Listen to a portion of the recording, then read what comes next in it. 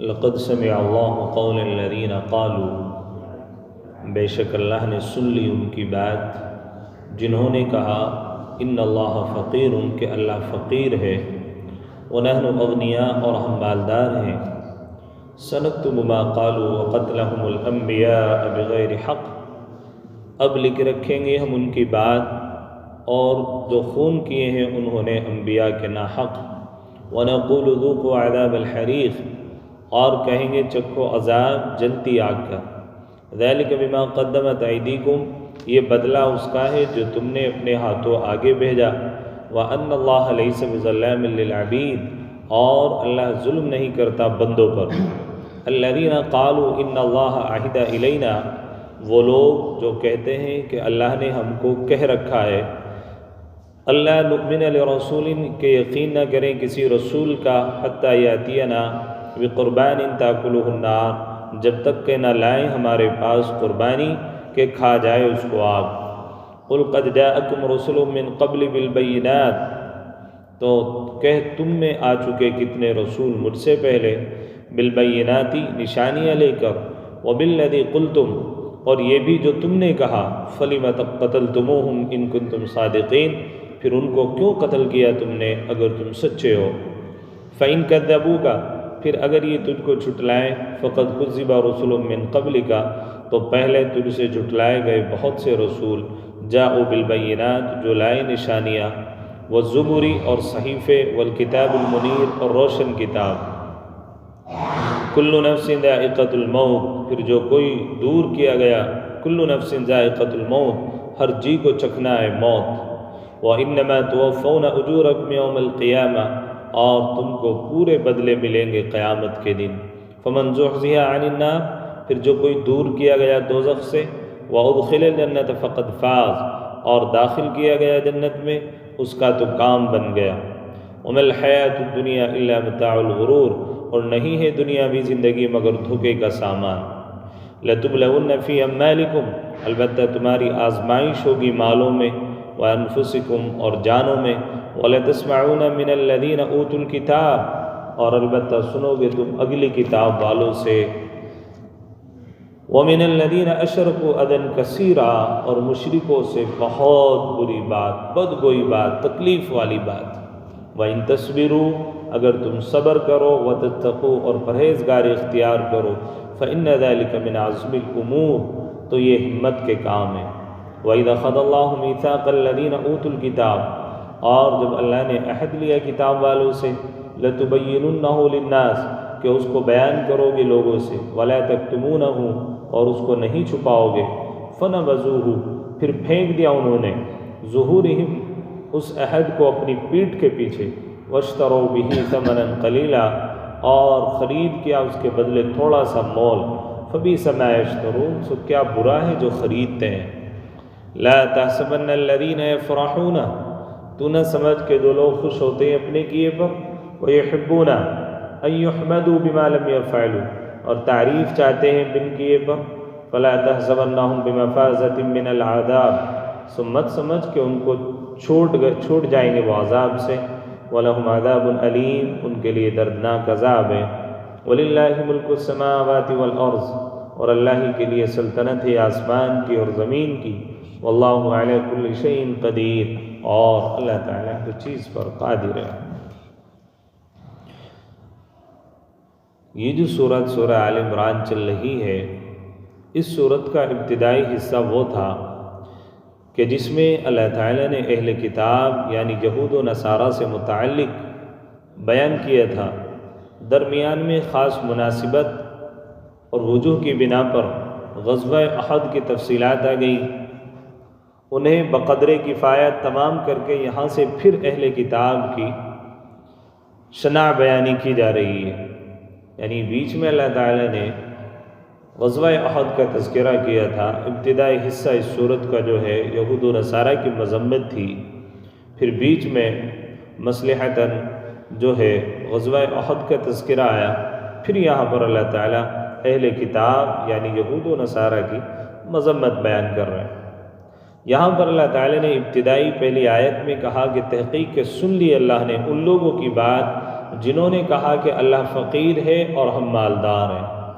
حضور علیہ السلام پر جب آیت نازل ہوئی کہ نماز قائم کرو، زکوٰۃ ادا کرو، وَأَقْرِضُوا اللَّهَ قَرْضًا حَسَنًا، اور اللہ تعالیٰ کو قرض دو قرض حسنہ، تو یہ بات حضرت ابوبکر صدیق رضی اللہ تعالیٰ عنہ بنو قینقاع ایک قبیلہ تھا جو یہودیوں کا قبیلہ تھا، ان کے پاس لے گئے اور جا کر کے یہی بات کہی کہ اللہ کو ایک مانو، نماز قائم کرو، زکوٰۃ ادا کرو اور اللہ تعالیٰ کو قرض حسنہ دو۔ تو یہودیوں کا ایک بہت بڑا عالم وہاں پر موجود تھا، ان نے جب یہ بات سنی فوراً حضرت ابوبکر صدیق رضی اللہ تعالیٰ عنہ کو فوراً جواب دیا کہ کیا تمہارا اللہ فقیر ہے جو ہمارے مال کے اوپر جو ہم سے مال لینا چاہتا ہے؟ کیا ہم مالدار ہیں جو تمہارا اللہ فقیر ہے ہم سے مال لینا چاہتا ہے؟ یہ انہوں نے بات کہی۔ سنکتب ما قالوا وقتلهم الانبیاء بغیر حق، اب لکھ رکھیں گے ہم ان کی بات اور جو خون کیے انہوں نے انبیاء کے ناحق، ونقول ذوقوا عذاب الحریق، اور کہیں گے کہ چکھو عذاب جلتی ہوئی آگ کا۔ حضرت ابوبکر صدیق کو جب انہوں نے یہ بات کہی، حضرت ابوبکر صدیق رضی اللہ تعالیٰ عنہ نے فوراً اس کے چہرے پر تماچا مار دیا۔ جب حضرت ابوبکر صدیق نے تماچا مارا تو آگے آیت آ رہی ہے کہ وہ اللہ تمہیں آزمائے گا مالوں میں اور جان میں کمی کر کے، اور تم سنو گے ان سے ایسی بات جو تم کو بہت زیادہ بری لگے گی۔ تو یہودیوں نے یہ کہا تھا کہ اللہ تعالیٰ کو قرض حسنہ کی کیا ضرورت ہے، حالانکہ جو اللہ نے کہا وَأَقْرِضُوا اللَّهَ قَرْضًا حَسَنًا، تم اللہ تعالیٰ کو قرض حسنہ دو، اس میں اللہ تعالیٰ کا کوئی فائدہ نہیں ہے بلکہ بندے کا فائدہ ہے۔ پھر انہوں نے ایک اور بات یہ رکھی، اللہ کے نبی حضرت جناب رسول اللہ صلی اللہ علیہ وسلم کو چھٹلانے کے لیے یوں کہا کہ تم سے پہلے جو انبیاء علیہ السلام تھے ان کے زمانے میں تو صدقات اور زکوٰۃ کا جو مال ہوا کرتا تھا وہ ایک جنگل میں رکھ دیا کرتے تھے اور آسمان سے آگ آتی تھی، اس صدقہ اور زکوٰۃ کو لے کر چلی جایا کرتی تھی۔ تمہارے زمانے میں تو ایسا نہیں ہوتا ہے تو تم سچے پیغمبر نہیں۔ اسی کو اللہ نے کہا کہ ان اللہ عہد الینا الا نؤمن لرسول حتی یاتینا بقربان تأکلہ النار، کہ ہم کیسے تمہارے اوپر یقین کریں کہ تم رسول ہو، یہاں تک کہ آپ ہمیں وہ معجزہ دکھلاؤ کہ آسمان سے آگ آئے اور وہ آ کر قربانی اور زکوٰۃ اور صدقے کے مال کو لے کر کے چلی جائے۔ حالانکہ یہ معجزہ اللہ کے نبی حضرت جناب رسول اللہ صلی اللہ علیہ وسلم پر اللہ تعالیٰ آیا کر سکتے تھے، دکھوا سکتے تھے، لیکن اللہ تعالیٰ نے نہیں دکھایا۔ کیوں؟ اس لیے کہ اللہ تعالیٰ کو معلوم تھا کہ ان کو کتنا بھی زیادہ آپ سمجھاؤ، کتنا بھی زیادہ ان کو معجزات دکھاؤ، یہ پھر بھی ایمان لانے والے نہیں ہیں۔ اس لیے اللہ نے یہاں پر ان کا جواب نہ دے کر کے انہی سے خود سوال کیا کہ تم جس بات کو کہہ رہے ہو کہ آسمان سے آگ آ کر کے اس کو جلائے، تو تم نے جو تمہارے درمیان میں رسول تھے انہی کا کہا کب مانا؟ تم نے تو ان کی بھی تکذیب کی، ان کو بھی جھٹلایا، اور تم نے تو اب سے پہلے جو پیغمبر آئے ان کو بھی ناحق طریقے سے قتل کیا۔ حضرت زکریہ علیہ السلام، حضرت یشع علیہ السلام کو جو ہے یہودیوں نے ناجائز طریقے سے قتل کر دیا تھا، نہ ان کا کوئی جرم تھا نہ انہوں نے کوئی خطا کی تھی، بلکہ ناجائز طریقے سے انبیاء علیہ السلام کا یہودیوں نے قتل کیا تھا۔ اور ایک نہیں، نہ جانے کتنے انبیاء علیہ السلام کو جو یہودیوں کے درمیان میں آئے، بنی اسرائیل میں آئے، ان لوگوں نے ان انبیاء علیہ السلام کو قتل کیا۔ تو اللہ تعالیٰ نے بھی یوں ہی کہا کہ تم جس نبی کو جھٹلا رہے ہو یہ بات کہہ کر کہ آسمان سے آگ نہیں آئی، زکوٰۃ اور صدقات کا مال نہیں کھایا، تو جس پیغمبر کی امت میں ایسا ہوتا تھا تم اسی کے اوپر کب ایمان لائے ہو؟ تم نے تو ان کو بھی جھٹلایا اور ان کو بھی ناحق قتل کیا۔ تو اللہ تعالیٰ نے تمہاری اس بات کو لکھوا دیا ہے، اور جو کچھ تم نے ناحق قتل کیے اللہ تعالیٰ نے اس کو بھی لکھوا رکھا ہے۔ اب یہاں پر سوال پیدا یہ ہوتا ہے کہ جن یہودیوں نے انبیاء علیہ السلام کو قتل کیا وہ تو بہت زمانے پہلے تھے، اور جن یہودیوں کو اب مخاطب کر کے کہا جا رہا ہے وہ تو مدینہ میں رہنے والے یہودی تھے، تو ان سے ایسا سوال کیوں؟ تو اس کا جواب علماء نے لکھا کہ جو ان کے آباء و اجداد نے جن انبیاء علیہ السلام کو قتل کیا تھا، اس قتل کرنے پر ان لوگوں نے جو ہے شکوہ شکایت نہیں کی تھی، ان لوگوں نے ان کی مخالفت نہیں کی تھی، بلکہ وہ لوگ اس کے اوپر خوشی منایا کرتے تھے کہ ہمارے آباء و اجداد نے جو کچھ کیا وہ بالکل ٹھیک کیا انبیاء علیہ السلام کو قتل کر کے۔ تو جو آدمی کفر کرتا ہے وہ بھی کافر ہے، اور جو کفر کے اوپر خوش ہوتا ہے وہ آدمی بھی کافر ہو جاتا ہے، اس لیے کہ ان کے اس فعل سے وہ راضی تھے، اور اس فعل کے راضی ہونے کی وجہ سے پھر اللہ نے کہا کہ انہی لوگوں نے ان انبیاء علیہ السلام کو قتل کیا۔ امام قرطبی رحمۃ اللہ علیہ نے اپنی تفسیر کے اندر یہ جواب لکھا، اور امام راضی رحمۃ اللہ علیہ نے بھی اپنی تفسیر کے اندر یہی جواب لکھا ہے۔ اب آپ اندازہ لگائیں، ایک آدمی کفر اختیار کر رہا ہے، وہ تو ہے ہی کافر، لیکن ایک بندہ مومن ہونے کے بعد اگر کسی کفر پر خوشی کا اظہار کر رہا ہے تو وہ بھی آدمی نعوذ باللہ کافر ہو جاتا ہے، اس لیے کہ اس کی مذمت نہیں کر رہا۔ کیوں؟ اللہ نے صاف کہا اگر یہ انبیاء علیہ السلام کے قتل کرنے پہ مذمت کرتے تو بات بنتی، لیکن انہوں نے تو مذمت نہیں کی بلکہ انہوں نے خوشی کا اظہار کیا۔ آج کے موجودہ زمانے میں مسلمانوں کی حالت یہ بنی ہوئی ہے کہ کفر کو کفر تو کیا کہتے، شرک کو شرک تو کیا کہتے، بلکہ کفریہ اور شرکی اعمال پر اپنے اظہار کا اپنے راضی ہونے کا لوگوں کو تماشا دکھا رہے ہیں۔ نعوذ باللہ من ذالک، اللہ ہم سب کی حفاظت فرمائے۔ یہ کنڈیشن آج کے زمانے کے مسلمانوں کی بن گئی ہے۔ آگے اللہ نے کہا ذالک بما قدمت ایدیکم، جو کچھ انہوں نے کیا اپنے ہاتھوں سے آگے بھیجا، وَأَنَّ اللَّهَ لَيْسَ بِظَلَّامٍ لِّلْعَبِيدِ، اللہ تعالیٰ نے اس تمام کو لکھوا لیا ہے، اور اللہ تعالیٰ کسی پر ظلم نہیں کرتا اپنے بندوں میں سے۔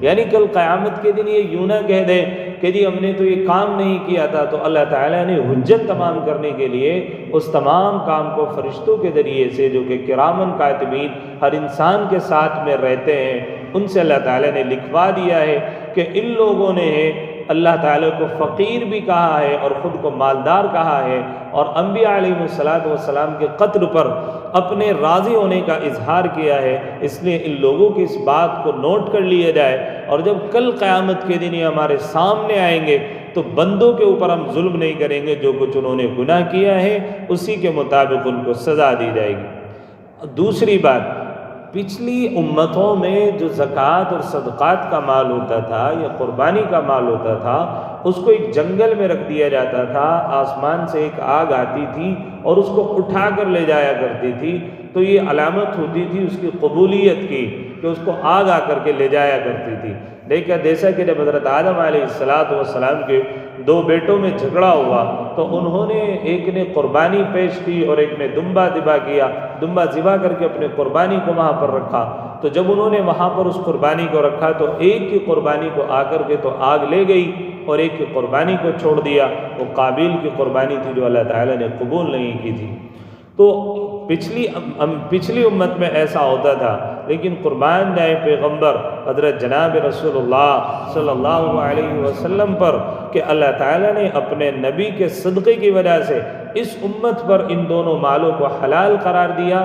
ایک مال غنیمت جو کافرین سے لڑ کر کے مسلمانوں کو مال حاصل ہوتا ہے اس کو مال غنیمت کہتے ہیں، اور دوسرے زکوٰۃ، صدقات اور قربانی کا جو مال ہے اللہ تعالیٰ نے مسلمانوں کے لیے حلال قرار دیا ہے، یعنی جو اس کے مستحقین ہیں وہ اس مال کو کھا سکتا ہے، انسانوں کے اوپر ہی اس کو خرچ کیا جائے گا۔ اور قربانی کا مال تو ہر آدمی کھاتا ہے، جو قربانی کرتا ہے اپنے سامان کو کھاتا ہے۔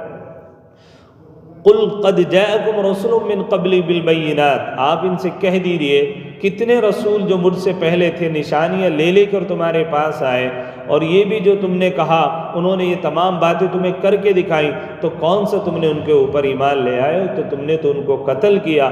کیا تم نے ان کو قتل نہیں کیا تھا؟ اگر تم اس بات میں سچے ہو تو کوئی بات لے کر کے آؤ، لیکن اپنی باتوں میں وہ جھوٹے تھے۔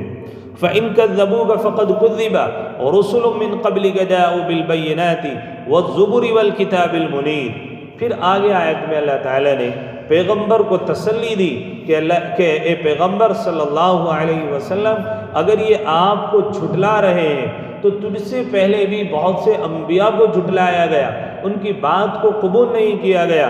جاءوا بالبینات والزبر، اور انہوں نے بھی بہت ساری واضح نشانیاں ان کو دکھائیں، صحیفے ہم نے اتارے، روشن کتابیں ہم نے بھیجی، تو ان انبیاء علیہ السلام کو بھی ان لوگوں نے جھٹلایا ہے۔ تو اگر تجھے جھٹلا رہے ہیں تو ان کی باتوں پر دل برداشتہ مت ہوئیے، غم میں مبتلا مت ہوئیے، اپنے آپ کو رنج میں مبتلا مت کیجیے۔ والزبر والکتاب المنیر کل نفس ذائقۃ الموت، جب ہمارے پاس آئیں گے ہر انسان کو موت کا مزہ چکھنا ہے۔ وَإِنَّمَا تُوَفَّوْنَ أُجُورَكُمْ يَوْمَ الْقِيَامَةِ، اور جب یہ ہمارے پاس آ جائیں گے تو ہم ان کو قیامت کے دن پورا بدلہ دیں گے۔ اب ظاہر سی بات ہے انبیاء کو بندہ جھٹلا دے یا اللہ کی وحدانیت کا انکار کر دے، لیکن موت اللہ تعالیٰ نے ایک ایسی اٹل حقیقت بنائی ہے جس کو کوئی بندہ انکار نہیں کر سکتا۔ انکار کرنے والوں نے انبیاء کا انکار کر دیا، انکار کرنے والوں نے خدا کی خدائی کا انکار کر دیا، لیکن اگر انکار کسی نے کسی چیز کا نہیں کیا آج تک، وہ ایک موت ایک زندہ حقیقت ہے جس کا کوئی انکار نہیں کر سکتا۔ ہر بندے کو موت آنی ہے، ہر جاندار کو موت آنی ہے، موت کا ذائقہ چکھنا ہے۔ وَإِنَّمَا تُوَفَّوْنَ أُجُورَكُمْ يَوْمَ الْقِيَامَةِ، اور جب موت آ جائے گی تو پورا بدلہ ملے گا قیامت کے دن۔ اللہ تعالیٰ نہ ذرہ برابر کم کرے گا اور نہ ذرہ برابر اللہ تعالیٰ بڑھائے گا۔ جس نے جیسا عمل کیا ہوگا اللہ تعالیٰ قیامت کے دن ویسا ہی بدلہ اس کو دلوا دیں گے۔ حتیٰ کہ حدیث کے اندر یہاں تک بات ہے، اگر کسی بے سینگ بکری کے سینگ والی بکری نے ٹکر ماری ہوگی، سینگ مارا ہوگا، اللہ تعالیٰ بے سینگ والی بکری کو سینگ دے دے گا، وہ اس سے بدلہ لے گی، اور پھر بدلہ لے کر اللہ تعالیٰ دونوں کو مٹی کا ڈھیر کر دے گا۔ فَمَنْ زُحْزِحَ عَنِ النَّارِ وَأُدْخِلَ الْجَنَّةَ فَقَدْ فَازَ، پھر جو کوئی دور کیا گیا دوزخ سے اور داخل کیا گیا جنت میں، وہ تو کامیاب ہو گیا، اور نہیں ہے دنیاوی زندگی مگر دھوکے کا سامان۔ آگے اللہ تعالیٰ کہہ رہے ہیں اگر کوئی بندہ گناہ کرنے کے بعد بھی یعنی دوزخ میں بھی چلا گیا، وہ ادخل، پھر ہم اس کو جنت میں داخل کر دیں گے۔ یعنی اگر کسی انسان سے گناہ ہو گیا، گناہ ہونے کے بعد اس نے توبہ کر لی تو اللہ تعالیٰ فوراً معاف فرما دیتے ہیں۔ وہ ادخل الجنت، اور اگر یہ بھی کسی کے ساتھ میں ہو جائے کہ اس نے گناہ کیا اور دوزخ میں بھی چلا گیا، اور دوزخ میں جانے کے بعد پھر اللہ تعالیٰ اس کو جنت میں لے کر کے جا رہا ہے، تو یہ بھی بڑی کامیابی۔ یہ کس کے لیے؟ ایمان والوں کے لیے۔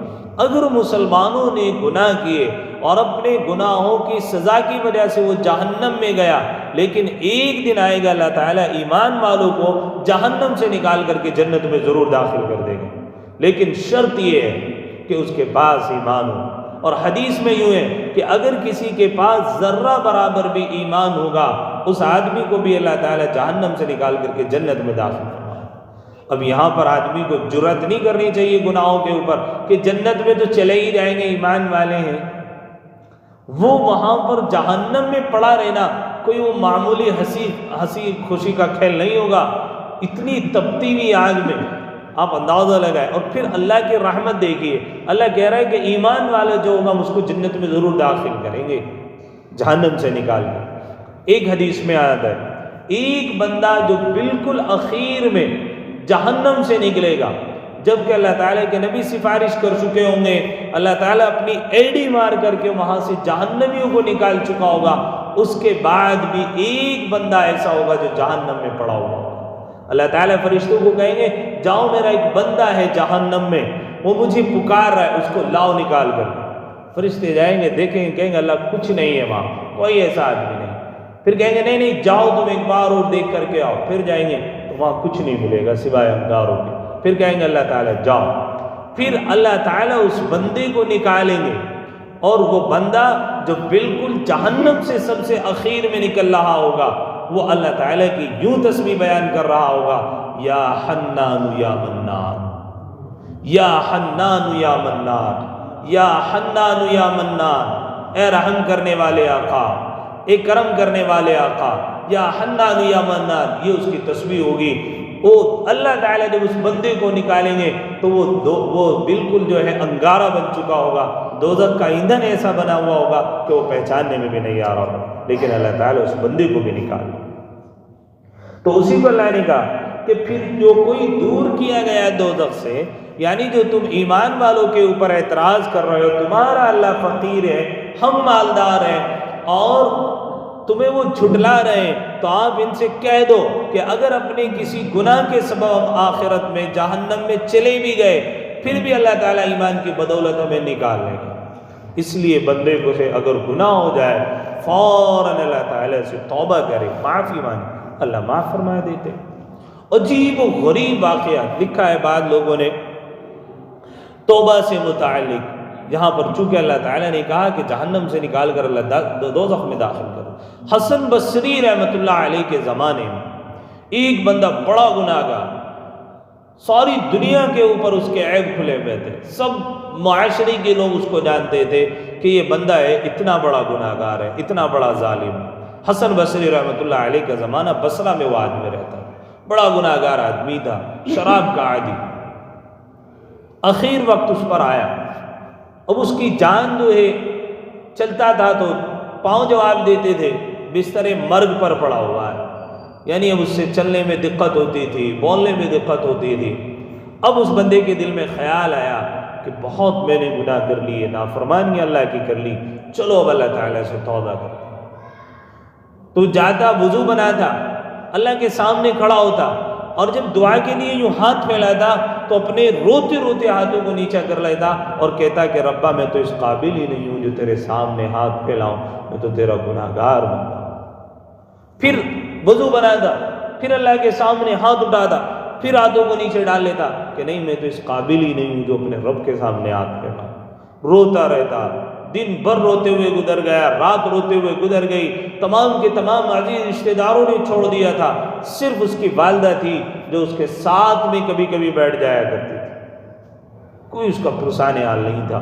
اتنا شریر قسم کا وہ آدمی، اللہ تعالیٰ کا اتنا بڑا نافرمان۔ ایک دن اپنی والدہ کے پاس آیا اور آ کر کے کہنے لگا والدہ پوری زندگی تیری نافرمانی کی، تیرے رب کی نافرمانی کی، اب اخیر عمر میں ہوں، ہو سکتا ہے میں کب اس دنیا سے الوداع کہہ جاؤں، اب میری تیرے سے بس اتنی درخواست ہے کہ جب میں مر جاؤں مجھے مرنے کے بعد میرے گلے میں توق ڈالنا اور بصرہ کے بازاروں سے گھسیٹتے ہوئے مجھے بصرہ کے لوگ جہاں پر کوڑا ڈالتے ہیں اس کوڑی پر جا کر کے ڈال دینا تاکہ کتے میرے بدن کو نوچے، چیل کمے میرے بدن کو نوچے، اور لوگوں کو معلوم ہو جائے کہ جو اللہ کا نافرمان ہوتا ہے اللہ تعالیٰ اس کو ایسے عذاب میں مبتلا کرتے ہیں، اور میری لاش کو دیکھ کر کے شاید کسی کو عبرت حاصل ہو۔ دوسری درخواست کی والدہ نہیں تو میری اتنی سی بات ہے، حسن بصری جو اللہ کا ولی ہے تو اس کے پاس چلی جا اور اس کو جا کر کے کہہ دے کہ وہ جب میں مر جاؤں تو میری جنازے کی نماز پڑھے۔ حدیث میں ہے کہ اگر کوئی فاسق فاجر آدمی جس کا کھلا ہوا گناہ لوگوں کے اوپر آیا ہو تو نیک لوگوں اس کی نماز جنازہ نہیں پڑھنی چاہیے، جیسا کہ بعض لوگ خودکشی کر لیتے ہیں، تو نیک لوگوں کو چاہیے اس کی نماز جنازہ نہ پڑھے تاکہ لوگوں کو عبرت حاصل ہو کہ خودکشی کرنا اسلام میں آرہا۔ اب ماں سے کہا، ماں نے کہا حسن بصری تو کہا، میں کہا حسن بصری کہا، یہ کون سی شرط ہوئی کہ جنازے کی نماز حسن بصری پڑھائے؟ کہ والدہ بس میری آخری درخواست ہے، آپ جا کر کے ایک بار حسن بصری سے کہہ دو، والدہ تو والدہ ہوتی ہے، ماں ماں ہوتی ہے۔ گئی، جا کر کے دستک دی حسن بصری کے دروازے پر، تمام کے تمام خدام بیٹھے ہوئے تھے، پوچھا کہ کیا بات ہے؟ کہا کہ حضرت سے ملنے آئی ہوں۔ کہا کہ ابھی وقت نہیں ہے۔ کہا کہ مجھے پتہ نہیں میں یہاں سے واپس لوٹوں اور میرے بیٹے کی جو ہے روح قفس عنصر سے نکل کر کے پرواز کر جائے اور وہ زندہ رہے نہ رہے، بس میری ایک بات مجھے جو ہے حسن بصری سے کرنی ہے، میری ایک ملاقات کر۔ اب حسن بصری رحمۃ اللہ علیہ نے جب باہر آوازیں سنی، اندر سے باہر تشریف لائے، پوچھا کہ کیا بات ہے؟ کہا کہ حضرت میرا ایک بیٹا ہے، موت اور زندگی کے درمیان ہے، میں واپس لوٹوں، ہو سکتا ہے اس کا انتقال ہو جائے، بس آپ سے اتنی درخواست کرنے آئی ہوں کہ میرے بیٹے کی نماز جنازہ آپ پڑھا۔ حضرت نے پوچھا کہ کون ہے تیرا بیٹا؟ جیسے ہی اس نے بیٹے کا نام لیا حسن بصری نے کہہ دیا کہ نانا میں تیرے بیٹے کی جنازے کی نماز نہیں پڑھا سکتا۔ اللہ اکبر۔ ماں ماں ہوتی ہے، روتی بلکتی، آئی اپنے گھر پر، دروازہ بند کر لیا، پائیں تھی بیٹھی، بیٹا مر چکا ہے، روح پرواز کر چکی ہے، اور اس کے سرانے بیٹھ کر ماں یوں روتے ہوئے اللہ سے گلہ کر رہی ہے اور اپنے بیٹے کو یوں کہہ رہی ہے کہ بیٹے تو نے ساری زندگی اللہ کی نافرمانی کی، ساری زندگی اللہ تعالیٰ کے سامنے تو گناہ کرتا رہا، اللہ کا غضب تیرے اوپر ایسا پڑا کہ آج تجھے رونے والا کوئی نہیں۔ حضرت حسن بصری رحمۃ اللہ علیہ جیسا اللہ کا ولی نے جنازہ پڑھنے سے انکار کر دیا، ماں جو ایک گھر پر بیٹھی ہوئی رو رہی ہے، ابھی حسن بصری رحمۃ اللہ علیہ وہاں پر بیٹھے ہوئے، آنکھ لگی، الہام ہوا، آپ دروازے پر آئے، اس عورت کے دستک دی، اندر سے آواز آئی کون؟ ماں نے کہا، پوچھا کہ کون ہے؟ کہا کہ دروازہ کھولو۔ ماں سہم گئی کہ شاید کہ یہ حکومت کے آدمی ہوں اور یہ اب اس کی لاش کو جو ہے لے کر کے جائیں گھسیٹے، عبرت کے طور پر اس کو شاید چوراہے پر لٹکا دیں۔ دبک گئی، جواب نہیں دیا کوئی۔ پھر دستک ہوئی کہ دروازہ کھولو، ماں نے پھر جواب نہیں دیا۔ پھر دستک ہوئی، کہا کہ میں حسن بصری اللہ کے ولی کا جنازہ پڑھنے کے لیے آیا ہوں۔ دروازہ کھولو، اندازہ لگا کہاں وہ بندہ گناہگار مجرم، لوگ اس کو سمجھ رہے تھے، اور کہاں وہ حضرت حسن بصری نے جب یہ جملہ کہا میں اللہ کے ولی کا جنازہ پڑھنے کے لیے آیا ہوں، ماں سے رہا نہ گیا، دروازہ کھولا۔ حضرت حسن بصری نے کہا کہ والدہ جب آپ اپنے گھر میرے گھر سے واپس لوٹی، میں لیٹا ہی تھا سونے کے لیے، میری آنکھ لگی تھی، اللہ نے کہا کہ اے حسن بصری تجھے معلوم نہیں آج اللہ کے فرشتے جو ہے بصرہ شہر کے اندر ولی کا جنازہ پڑھنے کے لیے آ رہے ہیں، جاؤ تم فرشتوں کے ساتھ میں جا کر کے اللہ کے ولی کا جنازہ پڑھو۔ اب اندازہ لگاؤ، جب بندہ اللہ تعالی سے توبہ کرتا ہے، اللہ پل بھر میں کہاں سے کہاں گزار دیتا ہے۔ حضرت حسن بصری رحمۃ اللہ علیہ جیسے اللہ والے نے اس کا جنازے کی نماز پڑھی اور اللہ تعالیٰ نے کہا کہ میں فرشتوں کو بھیج رہا ہوں، اللہ نے اسی کو قرآن میں کہا فَمَنْ زُحْزِحَ عَنِ النَّارِ وَأُدْخِلَ الْجَنَّةَ فَقَدْ فَازَ۔ اس لیے ہمیں اللہ تعالیٰ سے اپنے گناہوں کی معافی مانگنی چاہیے، یہ نہیں کہ دوزخ میں تو جل جائیں گے، وہاں کا کوئی آسان کام ہوگا، اسی کو اللہ نے کہا کہ پھر جو کوئی دور کیا گیا دوزخ سے اور داخل کیا گیا جنت میں فقد فاز، اس کا کام تو بن گیا۔ وَمَا الْحَيَاةُ الدُّنْيَا إِلَّا مَتَاعُ الْغُرُورِ، اور یہ دنیاوی زندگی جو ہے بس پونجی ہے دھوکے کا سامان ہے۔ اللہ کا قرآن کہہ رہا ہے کہ دنیاوی زندگی دھوکے کا سامان ہے، لیکن ہمارا نفس اور شیطان ہمارے پیچھے لگا ہوا ہے، ہر دن سمجھاتا رہتا ہے کہ نہیں سب کچھ کامیابی اسی زندگی میں۔ ہر دن سوچتے ہیں کل بدلوں گا زندگی کے حالت، ہر دن سوچتے ہیں کل پڑھوں گا نماز، ہر دن سوچتے ہیں کل کروں گا اللہ کے حکم پر عمل، لیکن یوں سوچتے ہوئے زندگی گزر جاتی ہے اور آدمی دھوکے میں پڑا رہتا ہے۔ آگے اللہ نے کہا لَتُبْلَوُنَّ فِي أَمْوَالِكُمْ وَأَنفُسِكُمْ وَلَتَسْمَعُنَّ مِنَ الَّذِينَ أُوتُوا الْكِتَابَ من قبلکم ومن الذین اشرکوا اذًا کثیرا، البتہ تمہاری آزمائش ہوگی مالوں میں اور جانوں میں، یعنی اللہ تعالیٰ تمہیں آزمائے گا تمہارے مالوں میں کمی کر کے اور تمہاری جانوں میں کمی کر کے۔ حضرت ابوبکر صدیق نے جو تماچا مارا تھا اس کے چہرے پر یہودی کے، تو اسی کو اللہ نے کہا وَلَتَسْمَعُنَّ مِنَ الَّذِينَ أُوتُوا الْكِتَابَ، کہ تم ان سے ایسی بات سنو گے کہ تم سے برداشت نہیں ہو پائے گا۔ اس نے بات ہی ایسی کہی تھی نا کہ تمہارا اللہ فقیر ہے، ہم مالدار ہیں، تو کون برداشت کرے گا؟ تو حضرت ابوبکر صدیق سے برداشت نہیں ہوئی تو انہوں نے فوراً تماچا مارا۔ اللہ نے اسی کو کہا کہ البتہ سنو گے تم اگلی بات کتاب والوں سے، وَمِنَ الَّذِينَ أَشْرَكُوا أَذًا كَثِيرًا، اور مشرکوں سے بدگوئی بات، بہت بری بات۔ اللہ نے کہا نا قرآن میں، اللہ نے کہا نہیں بھائی یہ کوئی صحابہ کے لیے تھوڑا ہی تھا، یہ ہمارے لیے بھی ہے کہ تم سنو گے ان لوگوں سے۔ آج پوری دنیا میں دیکھ لو، یہود و نصارہ کہہ رہے ہیں کہ مسلمان خراب، اور مشرکین تو ماشاءاللہ ہے نہیں، کہنے میں کوئی قصر باقی رکھی ہوئی ہے۔ قرآن نے تو کہا ہے نا، رہنمائی کیا پہلے سے ہی کہ وہ تمہیں بہت کچھ کہیں گے ہیں، اور ایسی اللہ نے، اگر آپ اندازہ لگائیں، میں نے پچھلے ہفتے بھی ایک بات کہی تھی وَمِنَ الَّذِينَ أَشْرَكُوا أَذًا كَثِيرًا، کثیر تنوین تنکیر کے لیے آتی، انہوں نے کہا بہت اذیت والی بات کہی۔ ہوتی ہے نا کبھی کبھی ایسی بات ان کی طرف سے بہت تکلیف والی ہوتی ہے۔ وَإِن تَصْبِرُوا وَتَتَّقُوا فَإِنَّ ذَلِكَ مِنْ عَزْمِ الْأُمُورِ، اگر تم صبر کرو اور پرہیزگاری اختیار کرو فَإِنَّ ذَلِكَ مِنْ عَزْمِ الْأُمُورِ، تو یہ ہمت کے کام، بہت ہمت کے کام۔ وَإِذَا أَخَذَ اللَّهُ مِيثَاقَ الَّذِينَ، تو یہ جو کچھ ہو رہا ہے یہ سب ہونے ہی والا تھا، یہ جو کچھ ہو رہا ہے یہ سب کچھ ہونے ہی والا تھا۔ اللہ نے پہلے سے کہہ دیا کہ تو ہونا ہی تھا اور ہوگا، اس کو روک سکتا ہے کوئی نہیں روک سکتا، یہ تو کہیں گے وہ بری بات۔ وَإِن تَصْبِرُوا، اگر صبر اختیار کرو، وَتَتَّقُوا، پرہیزگاری اختیار کرو، پرہیزگاری ہمارے پاس ہے نہیں تو پھر کیسے؟ فَإِنَّ ذَلِكَ، صبر کرنا اور پرہیزگاری اختیار کرنا، اللہ تعالیٰ نے کہا ہمت کے کام۔ صبر کی 3 قسم علماء نے لکھے ہیں۔ پہلے بھی بارہ یہ بیان ہو چکی. صبر علی المعصیت، صبر علی المصیبت. ہم سمجھتے ہیں کہ صبر علی المصیبت، کوئی مصیبت آن پڑی تو صبر کر لیا، بھئی کوئی پریشانی لاحق ہو گئی بس صبر کرو صبر کرو صبر کرو، ہے نا؟ نہیں، صبر علی المعصیت، گناہ کر سکتے ہو، کرنے کا ارادہ ہو رہا ہے، کوئی نہیں دیکھ رہا، اب اپنے آپ کو گناہ سے بچا لینا اور خود پر صبر کرنا، یہ بھی ایک صبر. صبر علی المعصیت، گناہوں پر صبر. صبر علی المصیبت،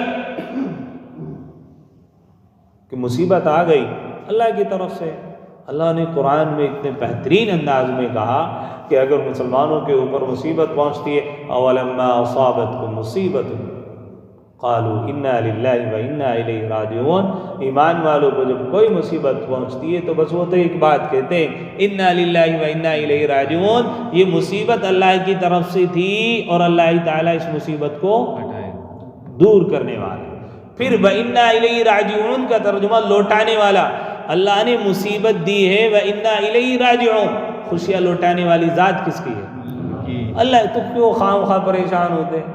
بس جملہ بولو انا للہ، ہم تو بس انا للہ و انا الیہ راجعون کہاں پڑھتے ہیں؟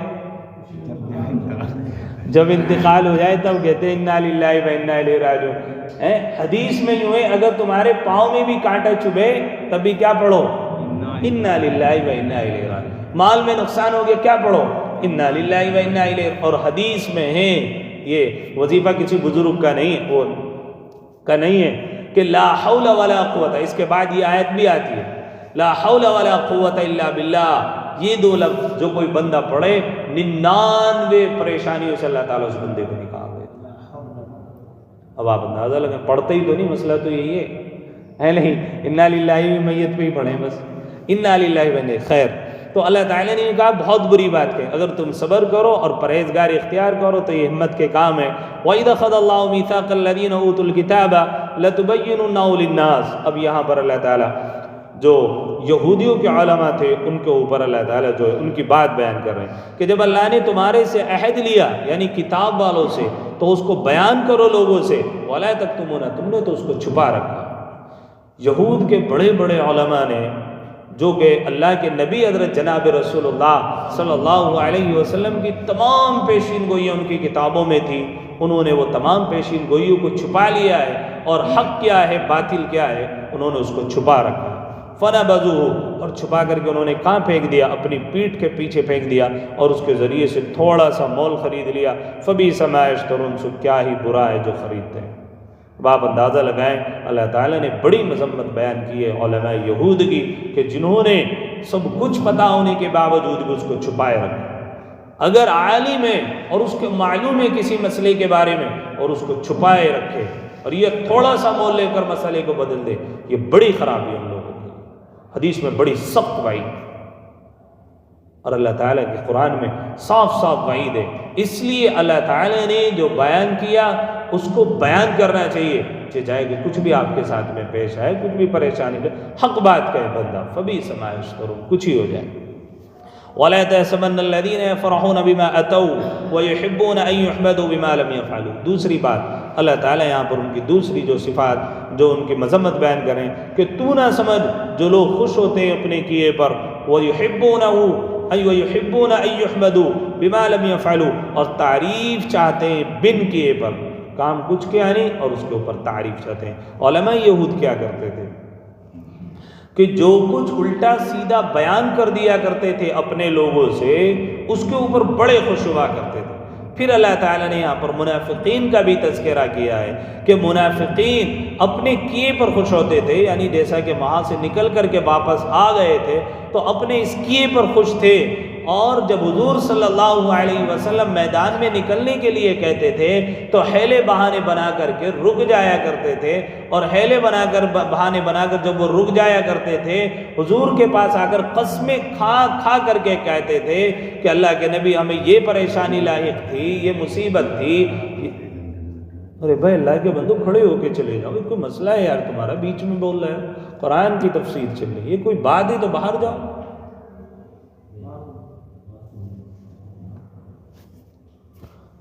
اللہ کے نبی حضرت جناب رسول اللہ صلی اللہ علیہ وسلم کے پاس جھوٹی قسمیں کھا کھا کر کے وہ بیان کیا کرتے تھے کہ اللہ کے نبی ہم نے ایسا نہیں کیا، ہم نے ایسا نہیں کیا، اور پھر حضور صلی اللہ علیہ وسلم کو اپنی باتوں میں لے لیا کرتے تھے اور اس کے اوپر تعریف چاہتے تھے اپنی، جو کچھ انہوں نے نہیں کیا۔ فَلَا تَحْسَبَنَّهُم بِمَفَازَةٍ مِّنَ الْعَذَابِ، سو مت سمجھ ان کو کہ چھوٹ جائیں گے اللہ کے عذاب سے، ان کے لیے دردناک عذاب ہے، اور اللہ ہی کے لیے سلطنت ہے، جو کچھ آسمانوں میں ہے اور جو کچھ زمینوں میں ہے۔ واللہ علی کل شیء قدیر، اور اللہ تعالیٰ ہر چیز پر قادر ہے۔ کس کی بادشاہت ہے آسمان اور زمین؟ اللہ تعالیٰ۔ ترجمہ سنیں۔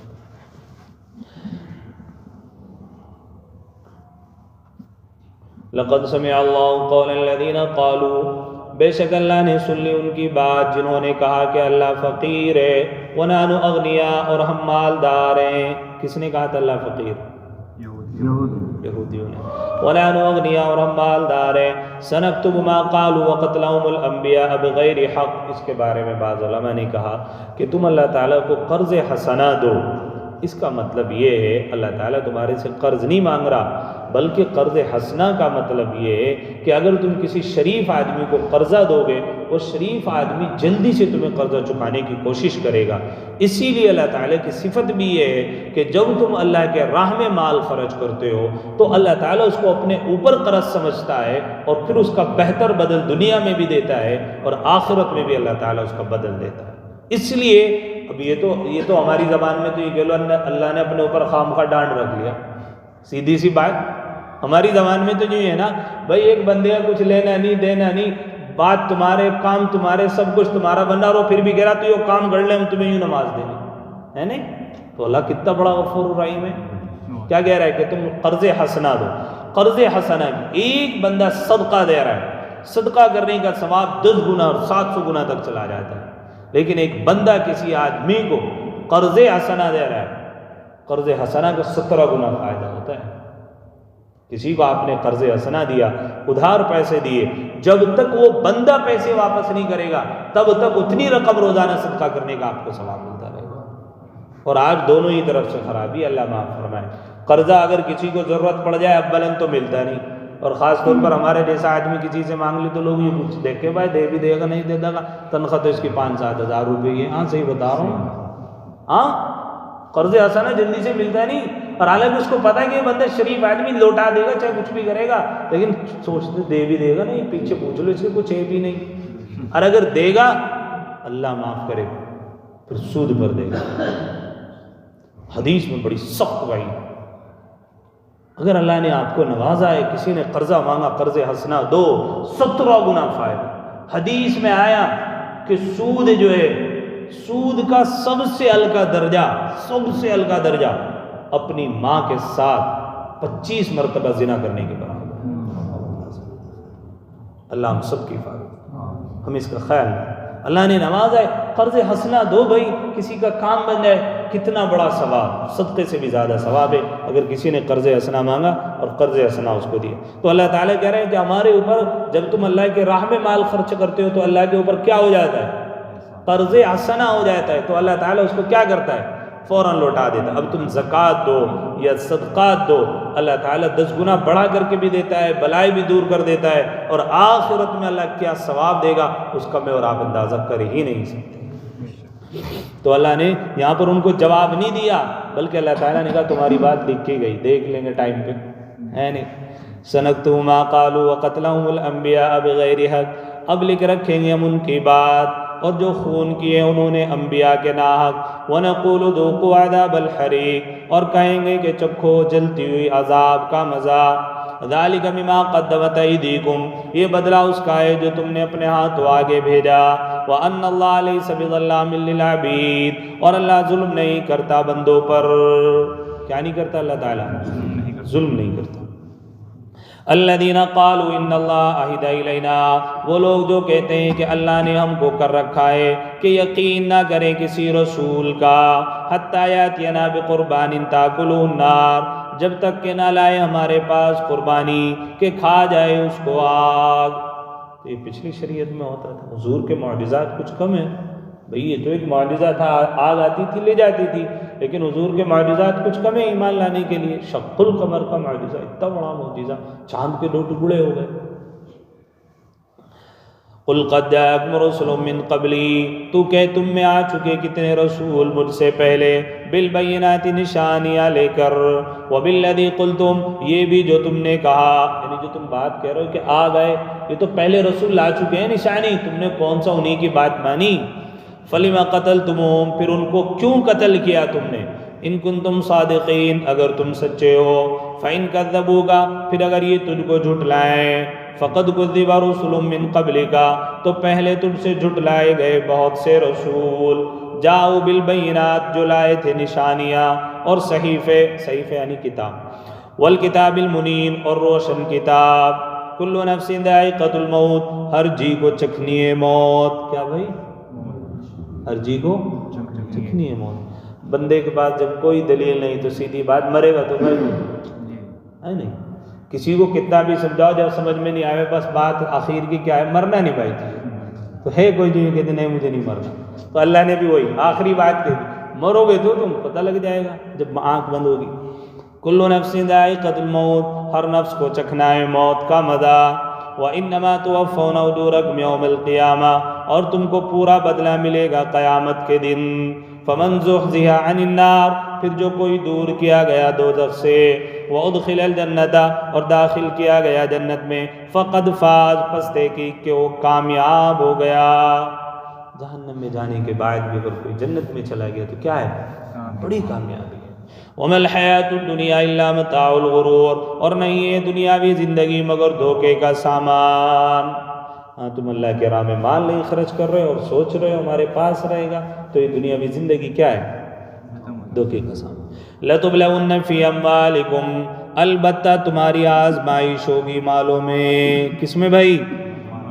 وَأَنفُسِكُمْ، اور تمہاری جانوں میں. وَلَتَسْمَعُنَّ مِنَ الَّذِينَ أُوتُوا الْكِتَابَ، اور البتہ سنو گے تم اگلی کتاب والوں سے. اگلی کتاب والوں سے مطلب یہود و نصارہ. وَمِنَ الَّذِينَ أَشْرَكُوا أَذًى كَثِيرًا، اور مشرکوں سے بدگوئی بہت بری بات. وَإِن تَصْبِرُوا، اور اگر تم صبر کرو، وَتَتَّقُوا، اور پرہیزگاری اختیار کرو، فَإِنَّ ذَلِكَ مِنْ عَزْمِ الْأُمُورِ، تو یہ ہمت کے کام ہے. کیا ہے بھائی؟ ہمت کے کام ہے. اگر تم صبر کرو تو اس وقت ہمیں صبر بھی کریں اور پرہیزگاری بھی اختیار کریں. وَإِذَا أَخَذَ اللَّهُ مِيثَاقَ الَّذِينَ، پرہیزگاری کا سب سے اہم اصول کہ بس جو کام، بس یہ دیکھ لے یہ اللہ کی نافرمانی ہے کہ نہیں، یہ گناہ ہے کہ نہیں، بس بندہ گناہ چھوڑ دے. نیکی تو اپنا آپ ہو جاتی ہے جب بندہ گناہ چھوڑ دیتا ہے.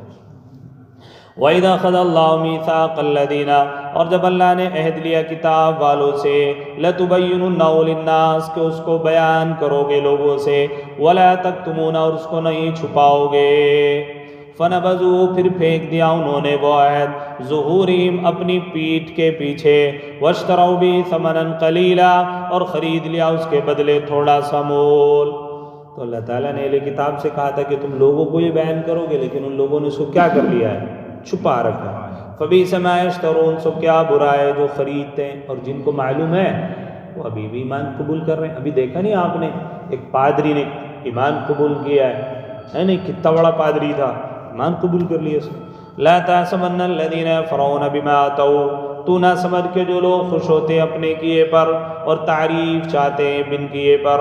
فَلَا تَحْسَبَنَّهُم بِمَفَازَةٍ مِّنَ الْعَذَابِ، سو مت سمجھ ان کو کہ چھوٹ جائیں گے عذاب سے. پتہ اللہ نے کیا بات کہی، مشرقین کا تذکرہ ہے اوپر کہ بری بات کہیں گے وہ، صبر کرو. اور پھر اللہ نے کہا منافقین کہہ رہے تھے، غدار جس کو کہتے ہیں، غدار جن کو کہتے ہیں، وہ کہتے تھے ہماری دیکھو جی ہم رہ گئے تھے، دیکھو جی ہمارا فائدہ ہوا نہیں، ہم تو نہیں مارے گئے، اگر ہم چلے جاتے تو مارے جاتے، اگر ہم یوں کر لیتے تو یوں ہو جاتا. جی دیکھو اللہ کے نبی اب وہ کیا کر رہے تھے، حضور کو خوش کر رہے تھے، اور کیا کر رہے تھے، اپنی بات حضور کو سمجھانے کی کوشش کر رہے تھے. تو اللہ نے اس کو کہا سو مت سمجھ کہ وہ چھوٹ گئے عذاب سے. کیا کرتے ہیں وہ، تو نہ سمجھ کہ جو لوگ خوش ہوتے ہیں اپنے کیے پر. خوش ہو رہے ہیں کہ نہیں ہو رہے، جو کچھ وہ کر رہے ہیں وہ اس کو خوش ہیں، وہ ہم نے جو کر دیا وہ بالکل ٹھیک کر دیا. میری بات سمجھ رہے ہوں گے آپ، عقل مند کے لیے اشارہ کافی ہوتا ہے. وَيُحِبُّونَ أَن يُحْمَدُوا، جو کچھ انہوں نے نہیں کیا بن کیے پر خوش ہو رہا ہے، ہم نے بہت کچھ کر دیا، یہاں چلے گئے اور وہاں چلے گئے اور آسمان سے تارے توڑ لائے اور یوں کر دیا اور وہ کر دیا اور کیا کچھ نہیں ہے، ڈوب گئی لٹیا بس، سیدھی سی بات یہ، اور کہہ رہے ہم نے بہت کچھ کر دیا۔ تو بن کیے پر تعریف چاہ رہے ہیں کہ نہیں؟ اللہ کیا کہہ رہا ہے؟ فَلَا تَحْسَبَنَّهُمْ بِمَفَازَةٍ مِّنَ الْعَذَابِ، سو مت سمجھ ان کو کہ چھوٹ گئے عذاب سے، بچیں گے وہ بھی نہیں، اللہ کے عذاب سے کوئی بچنے والا نہیں ہے۔ بھلے ہی بن کیے پر ابھی تعریف چاہ رہے ہیں، بن کچھ کیے پر ابھی کچھ نہ کچھ کہہ رہے ہیں، یعنی کہ جو زمانے کے غدار تھے، کس زمانے کے؟ اللہ کے رسول کے زمانے کے غدار ہی تو تھے منافقین، تو وہ کیا کہتے تھے؟ بن کیے پر تعریف چاہتے تھے، اور جو بات سو مت سمجھ ان کو کہ چھوٹ جائیں گے، جو بات انہوں نے نہیں سمجھی تھی، نہیں کہی تھی، اس کے اوپر وہ لوگ کیا ہوتے تھے؟ خوش ہوتے تھے، اپنے کیے پر خوب خوش ہوتے تھے، اور جو کام انہوں نے نہیں کیا اس کے اوپر تعریف چاہتے، تعریف ہی چاہتے ہیں نہیں آج کے زمانے میں ہیں؟ آج کے زمانے میں جو ہم نے نہیں کیا تم اس پہ بھی تعریف کرتے رہو۔ اب کسی سے پوچھو کہ بھائی یہ سامان 1 روپے کا تھا، 2 روپے کا، کوئی بات نہیں، نہیں تو ہو رہا ہے جی، اب کوئی بات نہیں، تو سب حق میں ہی تو ہو رہا، ہمارے حق میں ہو رہا، بہتر ہو رہا ہمارے حق میں، ہمارے اس کے حق میں بہتر ہو رہا۔ فَلَا تَحْسَبَنَّهُمْ بِمَفَازَةٍ مِّنَ الْعَذَابِ، سو مت سمجھ کے ان کو چھوٹ جائیں گے عذاب سے۔ یہ تسلی کون دے رہا تمہیں؟ کیا کہہ رہا اللہ؟ مت سمجھ کے چھوٹ جائیں گے عذاب سے۔